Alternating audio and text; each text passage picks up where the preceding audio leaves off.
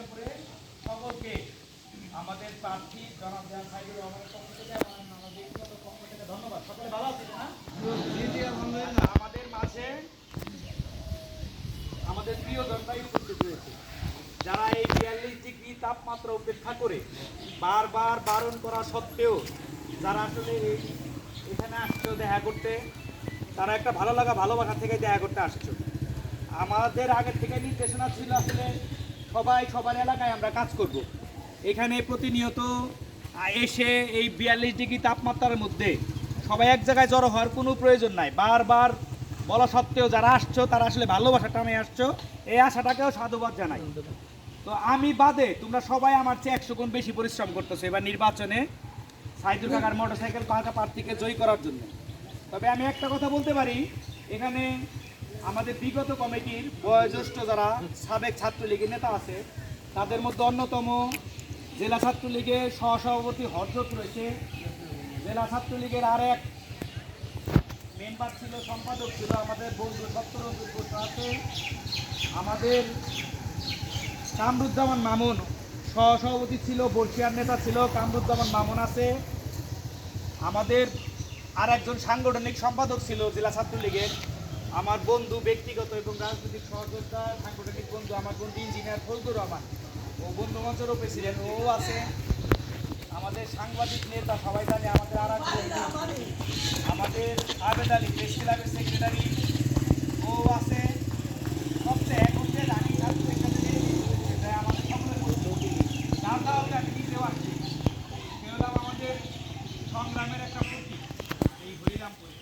কারণ জ্যোতির আমি নিজেও দুই-তিনবার বঞ্চিত করছি, ওর অনেক যোগ্যতা কথা অর্জন করতে পারি, ও রাজনীতি করে ছাত্রলীগ করে আমার চেয়েও ছিল, আমি ক্যান্টনমেন্টে জয়েন করতাম না, রাজনীতি করে ওই হিসাব থেকে আমাদের সমসাময়িক সঙ্গে রাজনীতি করে বয়সে কিছুটা বড় হওয়ার কারণে আমরা ছাত্রলীগ আগে ছাত্র হয়েছে, এখন আমাদের জ্যোতি ছোট ভাই, আমাদের আরেক জনপ্রিয় আমাদের ছোট ভাই, আবার আমাদের বন্ধুদের অনেকেরই বন্ধু, আমাদের ব্যবসায়ী শরীফ ও আছে, আমাদের মাঝে শরীফ আছে, আমাদের আরেক বন্ধু খুব জনপ্রিয়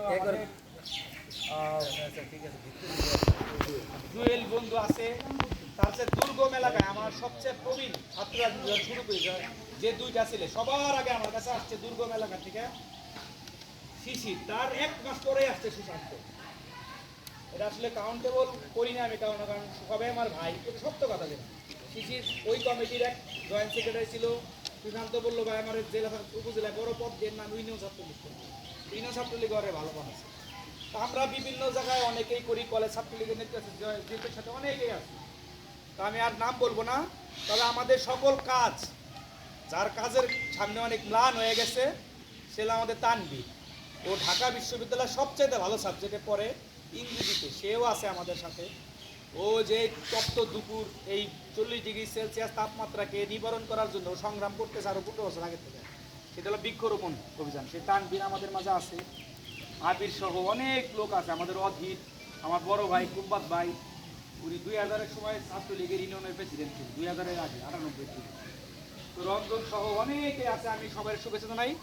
একটা কথা বলি, আমাদের প্রার্থীর শক্তি, আমাদের প্রার্থীর জন্য যারা করে মন থেকে করে, প্রত্যেকে একটু সাইকেল দেওয়া হয়ে তারা সবসময় নির্বাচন করে।